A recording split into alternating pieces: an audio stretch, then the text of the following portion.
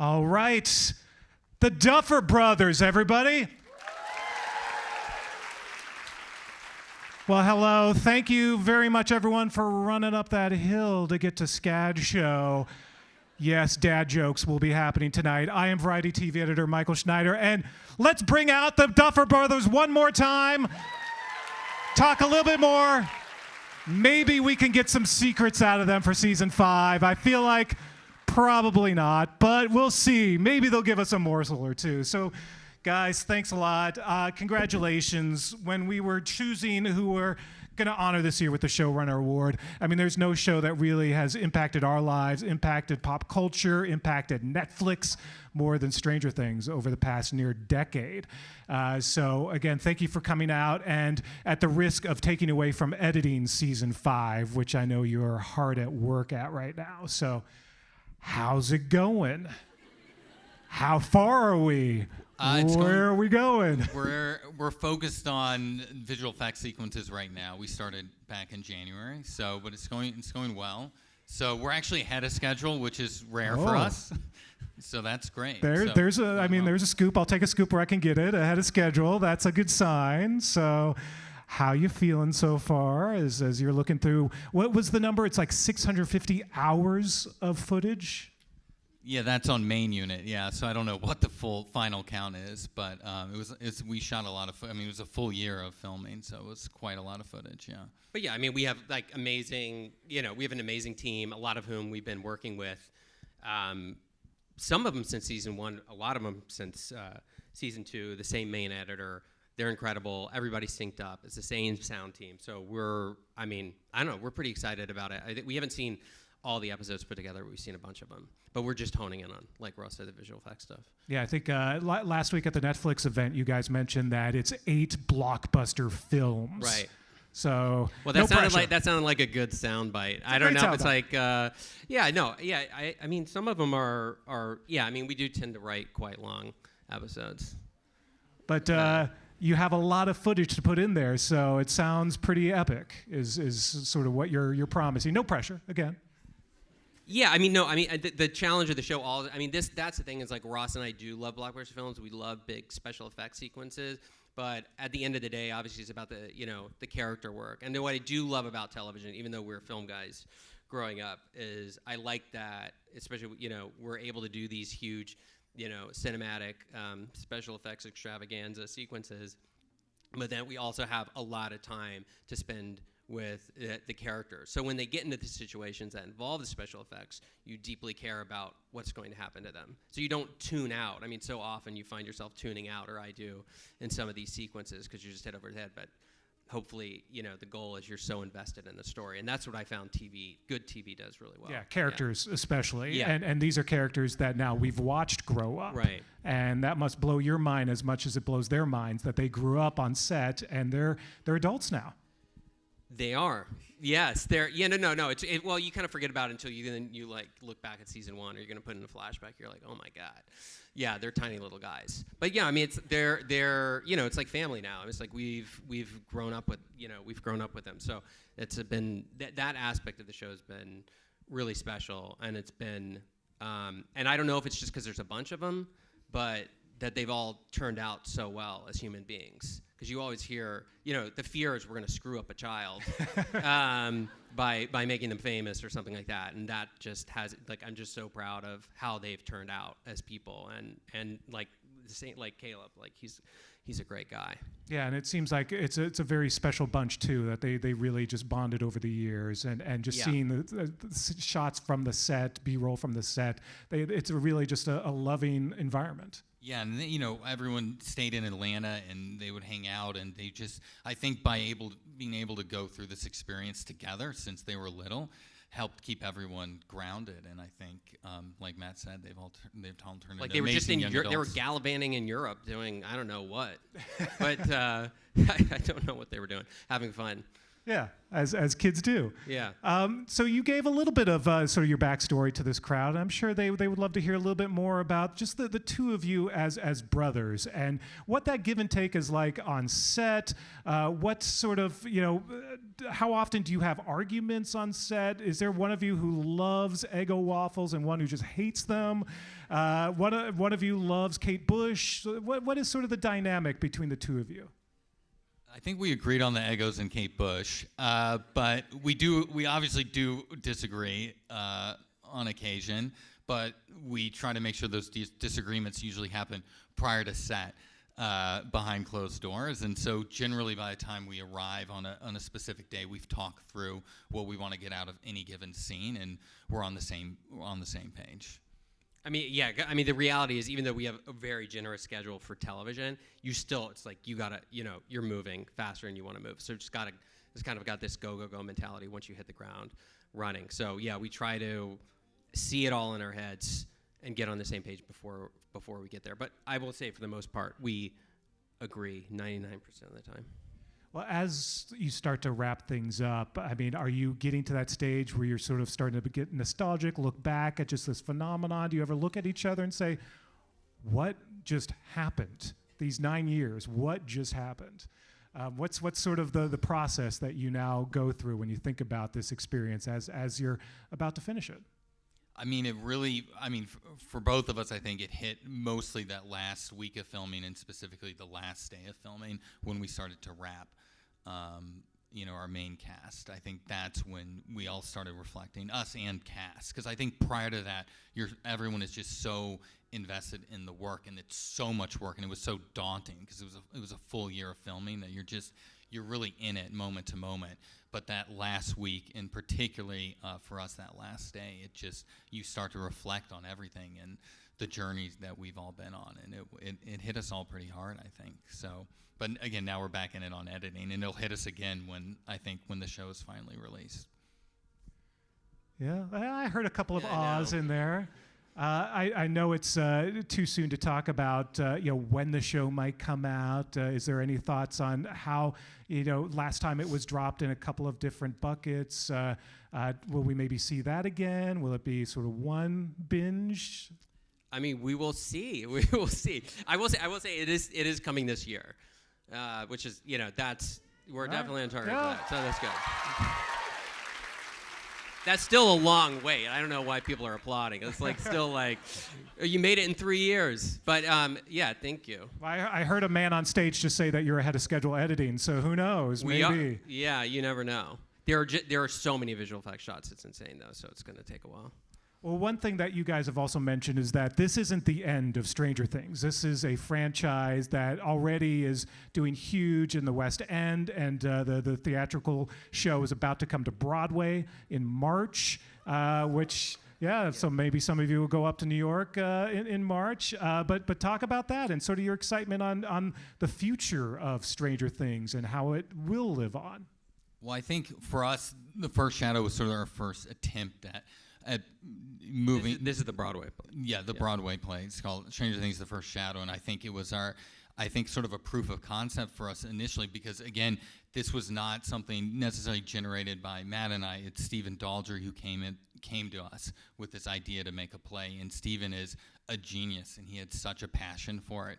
And then we were able to work with, initially Jack Thorne, and then Kate Treefry, who has been on the show as a writer since season 2 and is a good friend. And we were writing season 4 at the time, and we were able to crack the story. But I think what was exciting about it was to see someone like Stephen and Kate take this world sort of that we had built, but do their own thing with it. And so we were involved, but not in a day-to-day. And so to come show up in London and see them put together this amazing performance with these incredible actors, it blew us away. And it got us excited about there's a way to continue to expand and telling stories within Stranger Things beyond this. The core story that we're telling. But I think it was a key example in the sense that it also was completely not manufactured. We weren't looking to expand it. It was Steven coming to Netflix. He didn't know us with this idea. So then it feels very pure. It's not coming from sort of crass or commercial place. So that's kind of the goal. Like if something like that comes along again, then we do it. But we don't go, sit in a room and go, okay, how do we come up with some other Stranger Things-y thing? You know what I mean? And so that's what's very important. And kind of like our litmus test is like, are we excited enough about this that we would actually want to do this and like want to devote an insane amount of time to? And if it doesn't pass that, then forget it.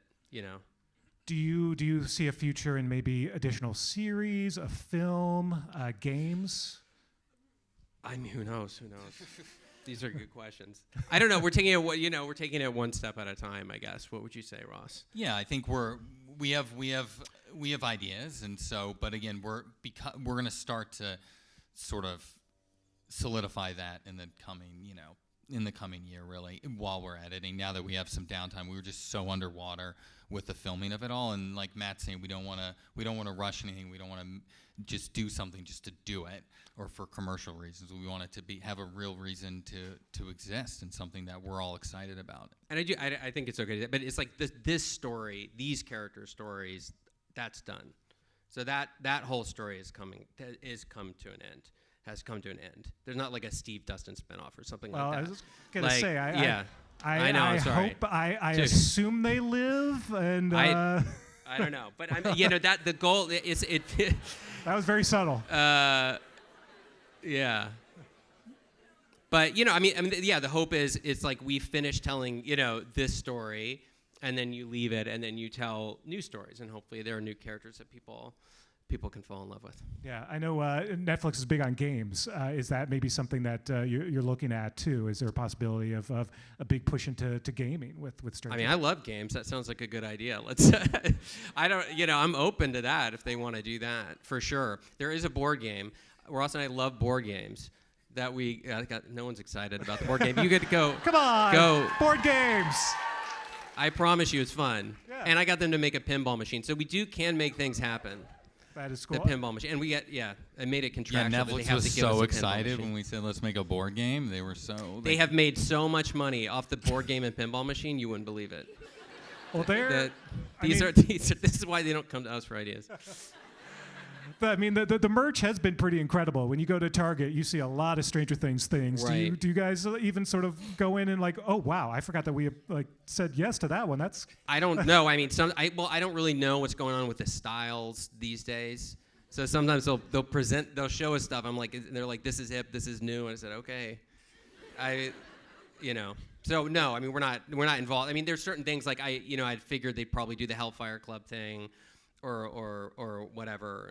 We have a couple other things like that this year. They're just integral. They're just a part of the show that I'm like, I figure they'll sell those.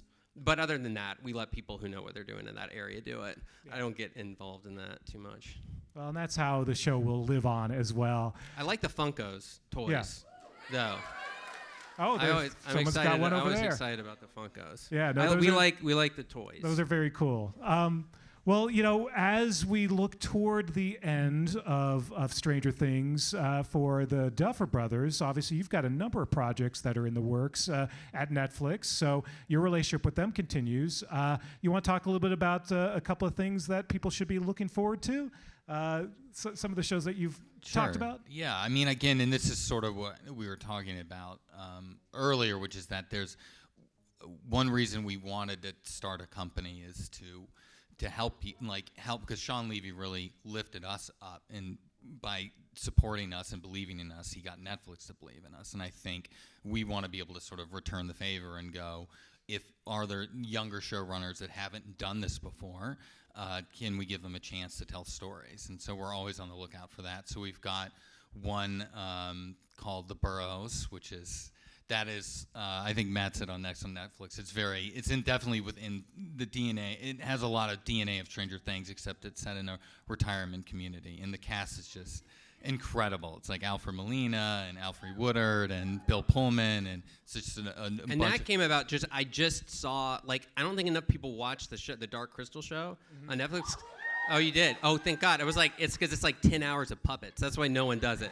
It's literally 10 hours of puppets. But I loved it. And then I went to the puppet guys, and I was like, do you have any other ideas? And they had this old person idea. And I was like, that That sounds great. And that's how and that happened like really fast. I love that you kind of described it as it's almost like Stranger Things, but instead of bikes, they're in golf carts. That's correct. So yeah, that's correct. But we love a misfits in a retirement home. So yeah, love it. And it hasn't really been done with the sci-fi setting. I mean, obviously we love Cocoon, but it's been a while. Cocoon is hard to get access to. Did you know that though? It's like this guy there's some rights issues. Anyway, I don't know. Good luck finding Cocoon. I bought the DVD. It was like $50 on. Yeah, it's $50. Yeah. It is really hard to find. Like a multi-region. I don't know. Well, if Ron Howard reads this, please solve this. I'm sure he's trying to.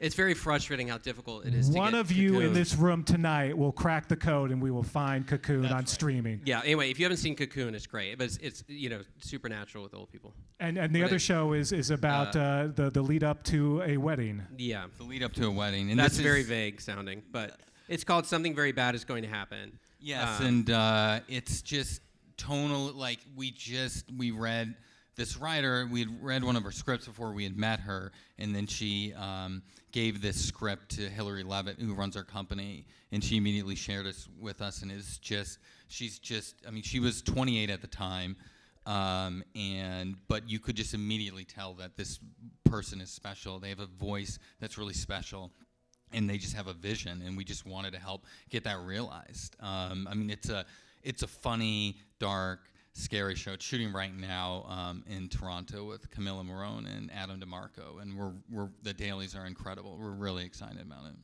But I would say it's something I didn't say like to the students and stuff. But like I think the best way to get in is kind of how Haley got in or how we got in. It's just like, but like Haley's script, it didn't matter. She was 28 years old. It was just an undeniable script. And then she just is like, I want to showrun it.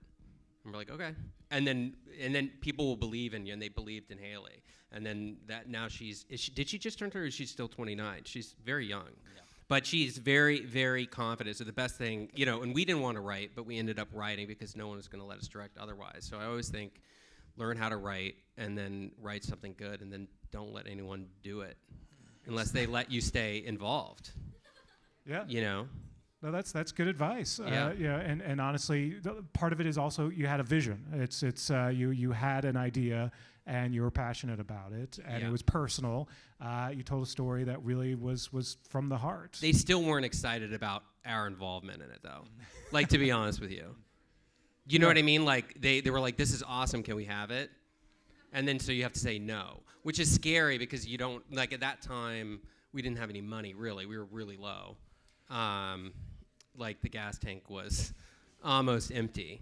And so, that journey of going from who the hell are these two brothers who want to direct their own show to now it's all about the currency is if the Duffer Brothers are attached to something, oh, the Duffer Brothers, okay, let's read this, let's pick this up. That's also got to be a little bit of a whiplash for the two of you. I mean, like Ross said, the cool part of it is just to use that to help get people like Haley, get people like Jeff and Will's show off the ground, and just be like, I want, and the litmus test is sort of like what I'm saying with the Stranger. It's like, I want to see this. I want more shows like this, or I want more movies like this. I want to see that because we're at the end of the day, we're just big, we're fans. We love watching TV and we love watching film. So that's that's trying to use that the fact that our name means anything to help get some of this stuff off the ground. Well, I know you guys get asked this all the time because you are such fans of film and pop culture, but is there any particular franchise that you would just love to get your hands on, in the comic book vein or the Star Wars vein, or is it maybe something that's even a little more obscure that you're passionate about, that if you could get your hands on it, it would be amazing? I think it's kind of distressing to our agents, but no, not really. And I would say I don't want to say some of this stuff, but I was like, no, but I think mostly because it's like, okay, if we have any chips that we can cash in from Stranger Things, we should be doing something original. Like, I think that's what we should be trying to do. And then if it's a total dud, you'll see us retreating to an IP. But it's, Yeah, no, I mean, because we didn't, so much of the stuff that I mean, there were certain things, like books or whatever, like I'd always wanted to do it. Because even though it had been a mini series, I wanted to do that as a movie. And then now they've made it into a movie. There was some, obviously. Then there was a couple other things that ended up getting made.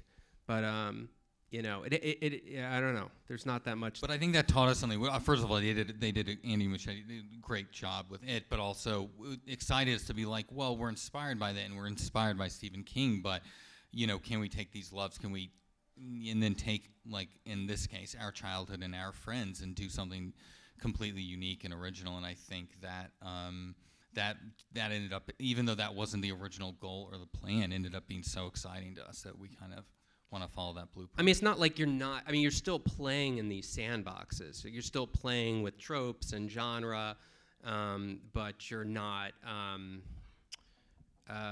you know, you have a little bit more freedom. Yeah. All the homages over the seasons. Was there any homage to 80s pop culture that you hadn't gotten to that maybe you're excited that we may see this season? I don't know anymore. And honestly, like, I guess, like, how would you say? I mean, we try not to do it too much. Or I guess that we're failing at that. But we don't I guess you wanted to evoke, I guess the goal with the show was always to sort of evoke the storytelling of that era. It wasn't ever to cut, because to me, the homage stuff or you know, anything meta or ironic kind of takes me out of stuff sometimes. I mean, I like it in specific movies, you know, like Deadpool. It's amazing, whatever, great, it works great. But I guess I think I saw, like, I don't know James Mangold at all. I don't know him, but I think he was talking about how he wants more earnestness and sincerity back in film. And that's kind of what is interesting to us. Like, you know, you don't have to wink every time you say something sincere. Right. It can just be sincere. Yeah, and you can, I mean, sincerely be passionate about things, and I think that's what, you know, this and not be ashamed show, about it. Yeah, and these characters are really passionate about all of this. Yeah. So I don't know. So that's why I was like, hopefully, you know, we don't do it too much, and I feel like occasionally we've probably slipped and did it too much when you found out, oh, people loved that about the show, but it was never very intentional, to be honest. Well, it worked on many levels for those of us who grew up in the 80s and just, you know, were passionate about it. And my kids who, you know, discovered all these things through Stranger Things. And that's amazing. It's incredible to see. So maybe one day we'll get Strangest Things. We'll see. Know. Strangerer things. But in the meantime, we got to get you back to work. You've got a show to edit, so we're very excited about season 5 and the end of this tale. Congratulations, guys. I mean, what a journey, and we can't wait to see what comes next out of the Upside Down. Thank you. Thank you so much. The Duffer Brothers, everyone. Thank you. Now stay tuned. We've got a screening coming up, so stick around. We've got an episode from last season to enjoy. So thank you so much for coming. I apologize for the length of this episode. It's not the brutalist, but it's long. Huh?